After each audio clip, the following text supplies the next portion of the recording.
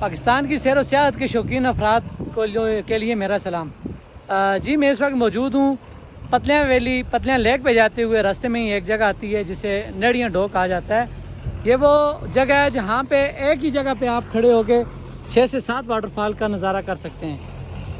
ये सामने आप देख सकते हैं 2 वाटरफॉल उधर दरिया की दूसरी साइड पे नज़र आ रहे हैं। और बिल्कुल इसी तरह मैं आपको बताता चलूँ कि दरिया के इस साइड भी कि एक पहाड़ पे 6-7 वाटरफॉल इकट्ठे यहाँ से नीचे गिर रहे हैं। और यही पतलियाँ वैली की खूबसूरती है, जो पतलियाँ वैली के ट्रैक को 4 चांद लगा देते हैं और एक खूबसूरत ट्रैक बना देते हैं। नीलम वैली का सबसे खूबसूरत तरीन ट्रैक पतलियाँ ट्रैक है।